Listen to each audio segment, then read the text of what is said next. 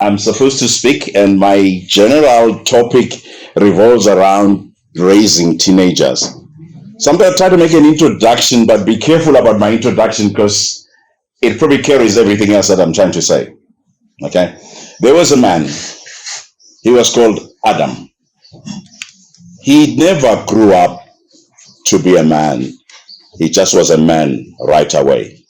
Follow me carefully because I'm going to use what I'm saying here. He was fully grown, he was self satisfied. And again, please challenge me on this one.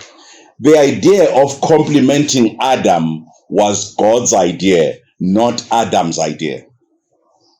Many read something that's not in scripture.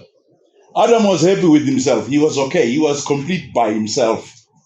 But it was God whose project was different from Adam that says he seeks a complement. He's not okay like this. He needs something else, which is called a wife. Why am I telling you that? Because children are born into couples or born into a parent. So Adam was fully matured. Eve was fully matured. The beauty about them, they never grew up to be old. They were fully old right at the beginning. Teenagers are as confused as they are because there are more parents who are not fully matured themselves. What destabilizes anybody is when you arrive at a place where the people that are supposed to guide you are not firm on the ground themselves. Do you follow my logic here? In other words, some of the fears you see in teenagers reflect the fears that we have about ourselves. Some of the insecurities that they should have naturally, because as a process of growing, are disturbed by the fact that even us are not settled. Now, destabilization of families either comes from incompatibility of families. Anybody grew up in a family where the father is dominant or the mother is dominant? Does that define a normal family? Don't like you guys, you're too quiet. Anybody grew up in a family where the father was the only one that talks and the mother said nothing? Most of your families were like that. Let me help you out because I think you have a problem, so let me help you out so we could be together. Where we grew up, in mine, I'm a little bit older than most of, I'm older than all of you actually, but be that as may, the point of the matter is this: the father would talk, the mother would never say anything. The mother had opinions, but mom found a way of expressing her opinions outside of the audience of the father. Dysfunctionality number one, it is when the mother is a friend of the kids, the father is the enemy of the kids by design.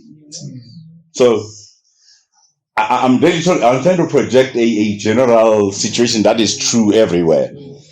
Because the mother can't talk to the father openly, she finds an outlet in the teenagers who are now growing up to be more individuals, speaking to them. Now, here's the problem about being a teenager. A teenager wants to belong. A teenager does not want to belong. A teenager likes to belong to her friends or his friends, not to the parents. Teenagers protest against something that is firm, established, based on principle. They look for something that is flexible. Then they arrive at parents who are not themselves as stable. Rule number one, be a principled parent, no matter what teenagers think. Anybody ever had children ask them for something like 50 times? Until you say they wear me down, let me do it anyway. That day they found an open. Now, what languages do you guys use here? Because I'll be using in a float of languages and sort of forgive me. They found an entry, a point of entering the parents that, when you push them long enough, they will give in. Now, here's another thing. They know the one who gives in and the one who doesn't. Did I say Adam was established? Yes, he was. So on principle, he wasn't going to be moved by the parents. Listen to your teenagers. Engage with them in their terms. Let me drink water because what I'm about to say here, you have never heard it before. Did you know that God engages with you in your terms? Explain to me why God would choose Judah, who sleeps with prostitutes, to be in the line of Christ. Explain to me, why would God engage a prostitute completely who's certified to be in this? Because God can work in the rubbish that we are to do what he wants to do. So his purpose cannot be frustrated by the fact that we fail. Now, the fact that your daughter is a rebel or your son is a rebel is exactly where you should gauge him, where they are, not where you are. Now, I'm African. We like things that stay the same. Amen. The men of the Adventist church do nothing at all, but they say, the priest is the man. But they're not anywhere. We're looking for them everywhere. We don't find, the priest is the man. It sounds good from where it was. But where we are now, most of the houses are headed by women. Most of the prayers are conducted by women. There's more of them. They are 53% of the population. So I'm not engaging in that. I will be glad to engage in it, but it's not part of my subject. Where I'm getting is, be careful of being static when the environment is dynamic. Reverse a little principle. God is dynamic. Did you know he never ceased creating since that day? He's still continuing. Because God doesn't stand still. Part of the failure of Christianity is because people think God is standing still. God is standing still as far as principle, but in acting, he meets people where they are at the point. He speaks to the times. Anybody here in Adventist old enough to remember that we used to preach to the times? Brother Thabe, you pretend you were there. You're not there, my brother. But there was an Adventist sermon, or the preaching of Adventist is supposed to preach to the time. What does that mean? Speak on the internet, because everybody is in the internet. Speak, use the cryptic. Anybody, all of you have got young children, right? Did you know your children can't spell at all? They write really terrible English. They speak good English, but they write terrible. They can't write. They just can't. Because they abbreviate things that you can't abbreviate. Unless you know their lingo, you don't know what they're talking about. Am I still with you? Speak in that cryptic language, at least understand the cryptic language, so you could understand how they talk to each other. Let me use language that they use. I'm kind of, sort of, somewhat. You take that for granted because you think it's language. Did you know that every language results in actions too? Please look at how they clean their house. They kind of clean it. Yeah. Check their exams. They kind of pass. Yeah. I don't care what you say. Check the cleanliness of anything. It's kind of, sort of.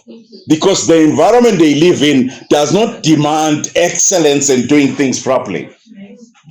Now, the parent sometimes accommodates it. Why do your children get up at 10 in the morning? What right do they have under the sun to wake up so late? What gives them the right to tell you when they want to wake up? Even when they wake up. So what am I saying then? I'm saying parents ought to be established with principles, standing somewhere, firm somewhere. Now, last night they asked me to ask the couples to kiss. Now, my brother, you didn't look after me. I miss Brother Thabe. He's a good man. He would have poured water for me. Oh, yes. But be that as it may. Yesterday they asked me to ask the couples to kiss each other. You know what they did? They looked at each other, they look away. They look at each other, they walk away. We are uncomfortable to express affection when others are watching. Why is affection a secret? Why are you scared to tell your children that you love your wife? I'm not talking about this, I love you.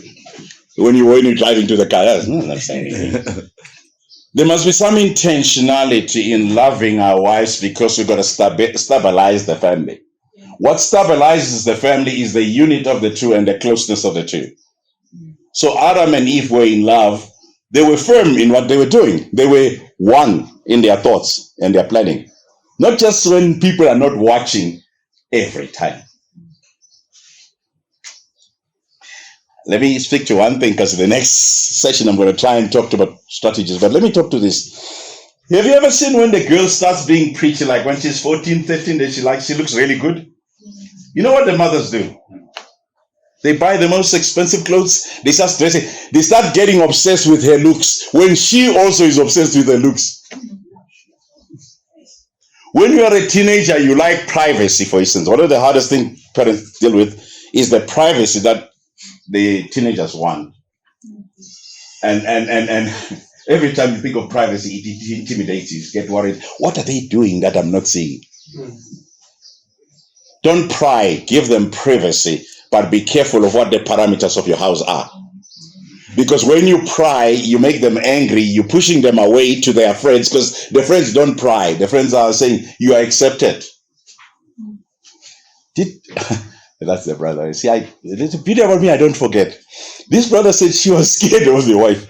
Have a drink of water when you... And then he took a chance. Amen, it worked. One of the other things that's a problem is that young people are scared. You know, when you're young, when you're 13, 14, when you're a teenager, you think everybody is watching you. The worst thing to handle at that age is rejection of any form. So when a parent ignores you, it hurts the most. Because you want the attention, but you speak like you don't want the attention. Now, let me use an English word. I think it's a psychological, I don't know what it is. There's something called the process of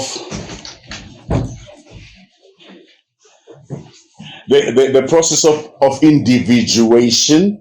When you are developing to be an individual, you think you are unique in sometimes when you are comfortable, but you know you want to be part of the crowd when everybody is present. Am I standing in your way, ma'am? Sorry.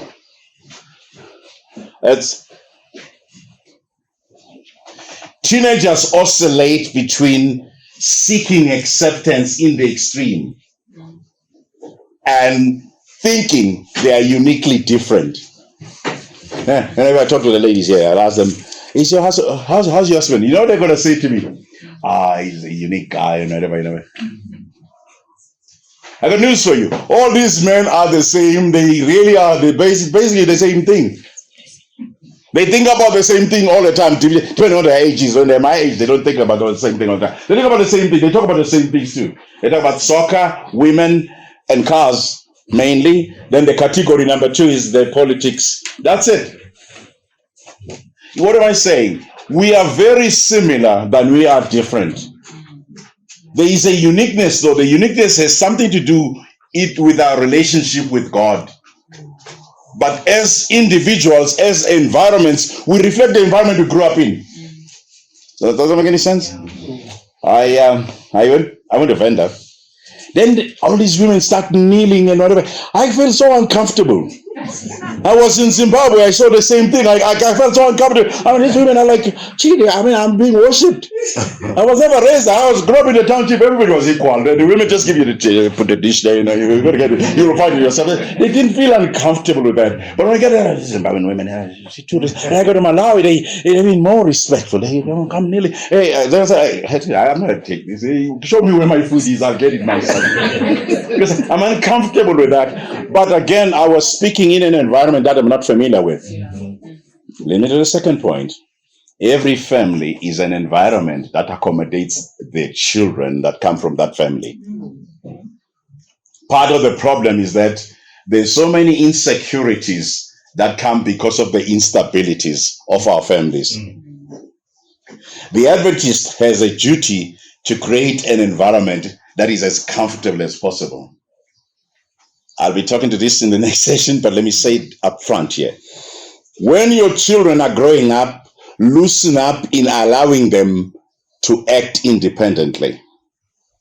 So as you loosen up on the things that are easy to manage, not on the things that risks life.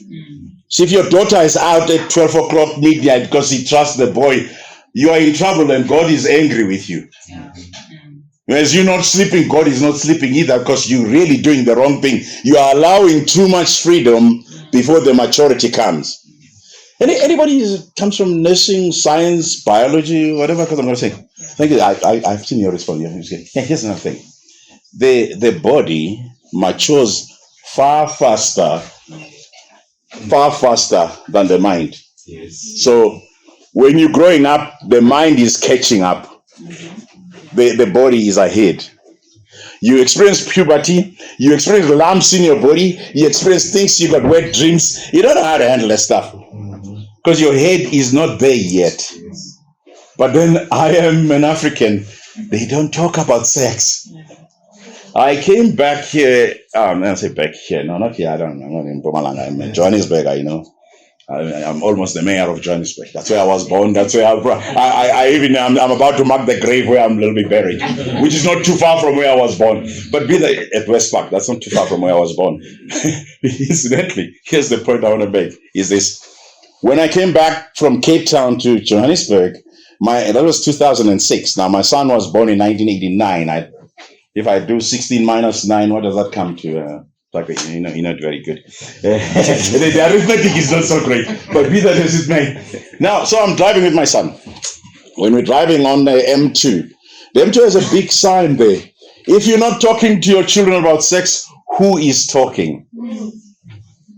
So I said to my son, here's the danger about talking about sex. Now, my son is a little guy, so subtract in age, so he's a little guy. So I said, the problem with talking about sex with your youth is that they never talk about sex when it is dangerous. They talk in generalities. They talk about condoms. They talk about all the other stuff that doesn't touch. The stuff that you can point out there, they talk about it. It is when they saying, I'm developing an interest in a girl. That's a different thing altogether. It is when they saying, I feel something. See, because the advice makes the most sense when it is exacting. It is specific. Dear African people, speak specifically to your children, because you're not the internet is. You're not the teacher is. You are not. Is it LO? I went to school when things were. They were still teaching useful stuff. Now they're teaching LO. I don't know how to teach it. Because the teacher talks anything he wants to talk about, then that's LO. Is it LO or LA? Sorry? Is LO correct? Oh yeah, the teacher LO. I don't know how to teach LO. I don't know. You must ask your son what exactly is it LO. And then check the curriculum of LO. But in LO, the teacher is talking about things, but the teacher is talking from his perspective or her perspective. I'm trying to sketch a general environment that the teenager exists in. Then the teenager faces social media, the comments of people who are her peers, some slightly older, some from loose families. So the language they relate to is far more dangerous. They are far more vulnerable. Now, I came with Brother Takwi to this place. I'm in trouble because you came with me. Now, his wife says to me, you know, it was easier when we grew up when we did that. It is harder now. Can I ask you to throw that myth away? Growing up as a teenager has never been easy at any stage. The things that were accessible when when I grew up, were less. We didn't have the privacy that the young people have now. So you couldn't have sex anywhere. Now these young people have flats and cars. What privacy? So they could see the girls somewhere, somehow in their own place without the parents, but they are only 21. What I'm getting at is this, is saying the environment provides more and easily. Not only that, the environment provides so easily with parents that are not decisive. Have I seen that our children control us? Yes. I feel like going like this and talk from there, from my back. Do you know that our children control us? They don't tell you they're controlling you, but they do. What they need gets taken care of quickly, and as if there's some fire that's going to burn if they're not given that thing. The fathers shake so quickly, so wow. There's no this. When I was young, my daughter used to say, you know, I hate when you have to ask for money from my dad. Because then my dad gives answers that are really so debasing for a human. Because I would answer, hey, there's a lot of money. We have a lot of money, but I don't feel like you need it right now. I'm not going to give it to you. I don't feel like giving it. So she says, I prefer my mother. My mother will say, there is no money. You feel comfortable with there's no money. But when somebody says there's a lot of money, but I don't think we need this. Teenagers ought to be taught there are limits to what they can get, even if there is plenty. Because there is a discipline of life that says someday you will need it when you can't find it. Someday you just have to do with less, even though you could have more.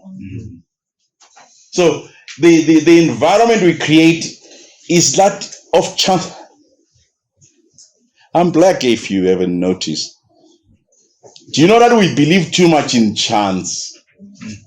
Things could turn out better, but we're not planning for better. Teenagers in an uncertain environment are on their own. What am I asking?